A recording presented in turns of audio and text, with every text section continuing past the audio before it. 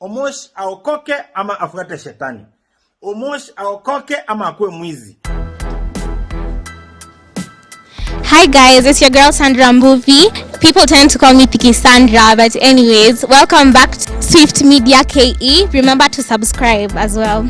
Thank you. Watu wengi wamezungumza sana kuhusiana na story ya Omosh, lakini kuna mmoja tu ambaye tulidhani kwamba hii story hawezi akaingilia, lakini finally the chairman himself ameweza kuingilia kati, Ringtone Apoko, na kuzungumza kuhusiana na hii story ya Omosh ambayo imekuwa ikitrend.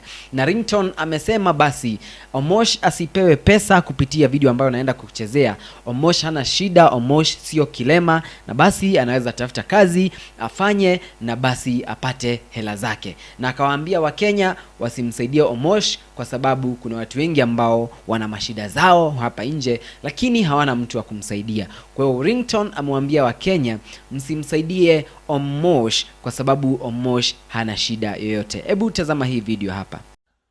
Yo, habari za jioni wa Kenya, ambaye anazungumza mbele yenu ambaye very smart hapa ni Ringtone, the chairman of gospel music katika Afrika Mashariki na Kati na North Africa. West Africa tumeanza kutake over pia. So nataka kuongelea mambo ya Omosh. Omosh aokoke ama afuate shetani. Omosh aokoke ama akue mwizi. Omosh aokoke ama afanye kitu kingine. Otherwise, Omosh si kilema. Omosh ni mbright. Omosh ni mzee. Omosh atafute kazi afanye. Omosh si handicapped. Omosh si aje. Omosh ni uache mchezo ufanye kazi. Please Kenyans, msipe Omosh pesa. Hiyo ni tabia mbaya. Wale watu ambao tunataka kusaidia na watu wako na shida za ukweli.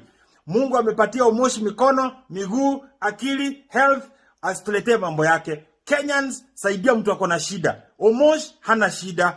God bless. Sasa baada ya Ringtone kushare hiyo video, watu wengi wamejitokeza na kuzungumza kuhusiana na hicho, ambapo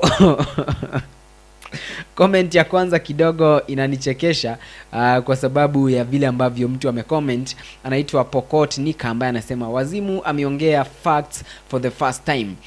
Mwingine anasema chairman Omosh is just careless.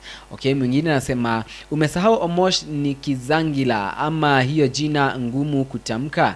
Mwingine anasema hapo sawa, Omosh carrying us bad, he cannot help us again. Okay, sasa hii story sijaona Mkenya yote ambaye ameisupport eti Omosh asaidiwe. Wote wanamponda na kumtolea mapovu mazito sana. Kwa hiyo ndio hivyo jamani. Hebu niambieni kutokana na kile ambacho chairman amekizungumza, unakichukuliaje? Niambie hapo kwenye sehemu ya comments, lakini subscribe kwa ajili ya kupata taarifa mpya kila wakati.